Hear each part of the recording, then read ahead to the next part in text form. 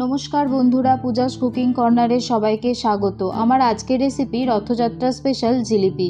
খুব সাধারণ কয়েকটি উপকরণ দিয়ে এটি বানানো, খেতেও বেশ সুস্বাদু হয়েছিল। তো চলুন দেখে নেওয়া যাক আমার আজকের রেসিপি রথযাত্রা স্পেশাল জিলিপি। এই জিলিপি বানানোর জন্য প্রথমেই গ্যাস অন করে একটি পাত্রে 2 কাপ জল ও 1 কাপ চিনি দিয়ে দেব। 2টো এলাচ গুঁড়ো করে আমি দিয়ে দেব এর মধ্যে, আর দিয়ে দেব কিছুটা পরিমাণ কেশর। এরপর চিনির শিরাটা বেশ কিছুক্ষণ ধরে বানিয়ে নেব। এদিকে চিনির শিরাটা হতে হতে অপরদিকে একটি বাটিতে 1 কাপ ময়দা নিয়ে নেব। 1 কাপ ময়দার মধ্যে আমি এখানে 1 চামচ ঘি নিয়ে ভালো করে মিশিয়ে নেব। তারপর সামান্য পরিমাণ জল দিয়ে দেব। দিয়ে আর 1 প্যাকেট ইনো এর মধ্যে আমি দিয়ে দেব। দিয়ে ভালো করে ব্যাটারটা হাতে করে মাখাতে থাকব।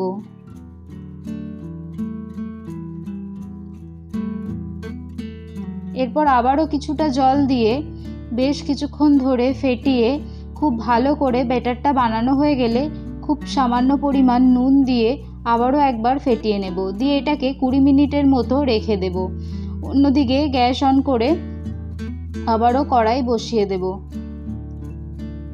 কড়াইতে বেশ অনেকটা পরিমাণ সাদা তেল আমি এখানে দিয়ে দেব। তেলটা গরম হয়ে গেলে ওই ব্যাটারটা একটা বোতলের মধ্যে দিয়ে বোতলের মুখটাকে ফুটো করে আমি জিলিপির শেপে জিলিপিগুলো পাকিয়ে নেব। এইভাবে একটা একটা করে সব জিলিপিগুলো আমি পাকিয়ে নেব। দেওয়া হয়ে গেলে এপিট ওপিট উল্টে বেশ কড়া করে জিলিপিগুলো ভেজে নেব।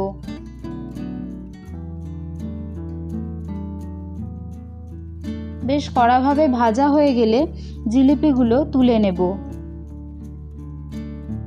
এইভাবে আমি এক এক করে সব জিলিপিগুলো ভেজে নিয়েছি। আর এরপরেই আমি এখানে একটা ভুল করে ফেলেছি, সেটা হলো চিনির শিরাটা ঠান্ডা করে জিলিপিগুলো না ডুবিয়ে আমি চিনির শিরাটা গরম অবস্থাতেই জিলিপিগুলো দিয়ে দিয়েছিলাম। এর ফলে জিলিপিগুলো খেতে টেস্ট ঠিকই ছিল, কিন্তু খুব নরম হয়ে গিয়েছিল। পরে অবশ্য আমি চিনির শিরাটা ঠান্ডা করে জিলিপিগুলো ডুবিয়েছি, আর তারপরে তুলে দেখেছি একদমই পারফেক্ট হয়েছিল। অসংখ্য ধন্যবাদ ভিডিওটি দেখার জন্য। এরকম আরও নিত্য নতুন রেসিপির আপডেট পেতে ভিডিওটি লাইক করে চ্যানেলটি সাবস্ক্রাইব করে রাখুন। ধন্যবাদ, ভালো থাকবেন, সুস্থ থাকবেন, আর ভিডিওটি কেমন লাগলো অবশ্যই কমেন্ট করে জানাবেন।